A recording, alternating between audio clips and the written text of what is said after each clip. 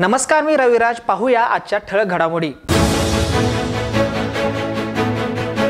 मराठी अभिनेता सागर कारंडे यांची तब्बल 61.83 लाख रुपयांची फसवणूक झाल्याची धक्कादायक घटना उघडकीस आली आहे. सोशल मीडियावर इंस्टाग्रामवरील पोस्टला लाईक करून 150 रुपये मिळवा असं आमिष दाखवून सागर कारंडे यांची ही फसवणूक करण्यात आली आहे.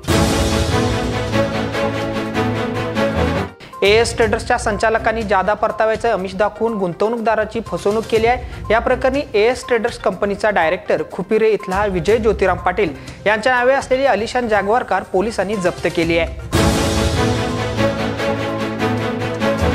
कोल्हापूर शहरातील ऐतिहासिक शालिनी स्टुडिओला घरघर लागली आहे. या जागेबाबत काही जणांकडून आर्थिक व्यवहार होत आहेत. त्यामुळे कोल्हापूरकरांच्या अस्मितेचा मुद्दा असलेल्या शालिनी सिनेटोन परिसरातील उर्वरित जागा वाचवा अशी मागणी महाराष्ट्र नवनिर्माण सेनेने केली आहे. मागणीचे निवेदन प्रशासक के मंजुलक्ष्मी यांना देण्यात आले.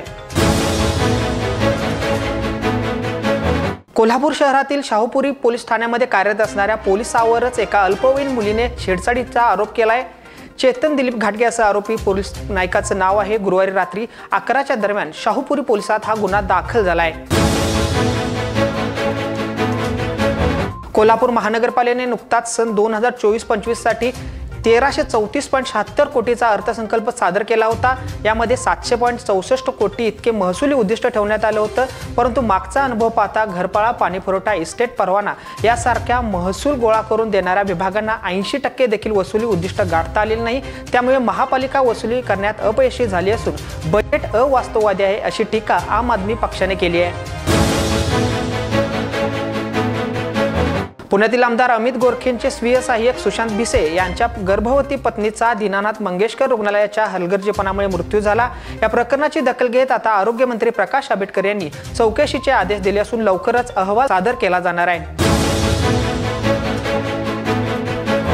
शाहूवाडी आणि पन्हाळा तालुक्यातील नवीन अंगणवाडी सेविका व मदतनीस यांना नियुक्तीपत्रांचं वाटप आमदार डॉक्टर विनय कोरे यांच्या हस्ते वारणानगर येथील जनसंपर्क कार्यालयात करण्यात आलं.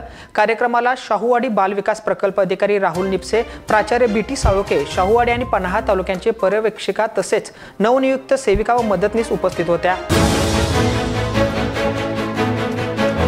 पन्हाळ्यातील ऐतिहासिक शिवतीर्थ तलाव परिसरातील विकास कामांचा सुधारित आराखडा 8 दिवसात सादर करावा अशा सूचना जिल्हाधिकारी अमोल येडगे यांनी दिल्यात.